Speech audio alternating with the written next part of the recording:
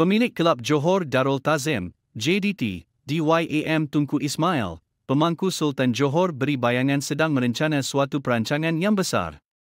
Baru-baru ini, projek Revolusi Harimau Malaya hasil usaha Tunku Ismail mempamer persembahan cemerlang apabila mencatat kemenangan pertama dalam aksi kelayakan Piala Asia.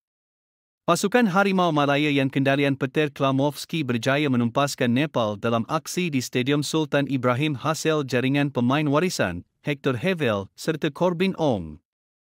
Kemenangan itu mendapat perhatian baginda yang percaya masih ada ruang untuk penambahbaikan buat pasukan dan seramai 7 lagi pemain baharu dari luar negara akan perkuat Harimau Malaya. Perjalanan masih jauh. Saya yakin kita akan terus mencapai kemajuan dan penambahbaikan secara berterusan dalam setiap aspek, tulis Tunku Ismail dalam satu hantaran di X. Penyerang Harimau Malaya, Faisal Halim, meluahkan rasa bersyukur apabila dapat kembali menyarung jersey negara selepas setahun tidak dapat melakukannya. Faisal tidak dapat mewakili negara sejak insiden dirinya di Simbah Asad pada Mei tahun lalu. Genap setahun tidak dapat mewakili Harimau Malaya, Faisal kembali diturunkan sebagai pemain gantian ketika skuad negara menewaskan Nepal 2-0 dalam aksi pusingan ketiga kelayakan Piala Asia di Stadium Sultan Ibrahim, SSI, Iskandar Putri malam semalam.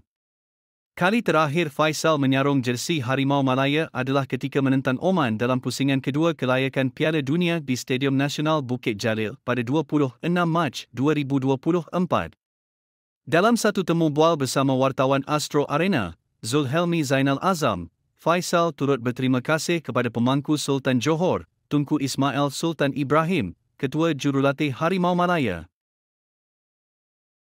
Arkitek Tengah Negara, Hector Hevel, menganggap satu kepuasan apabila dapat membantu pasukan melakar kemenangan dengan gol pertama pada penampilan sulung bersama skuad kebangsaan.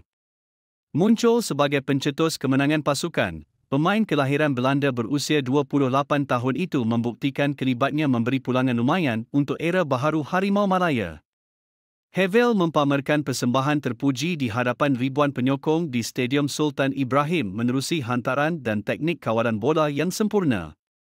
Jelas, pengalaman beraksi di sekitar Eropah membantu pemain kelab Portugal, Portimonense SC itu memberi impak segera walaupun kurang seminggu menyertai latihan. Meskipun baru tiba di Malaysia beberapa hari lalu, pemain tengah berusia 28 tahun itu dilihat cukup serasi dengan barisan pemain yang dipanggil Peter Klamovski.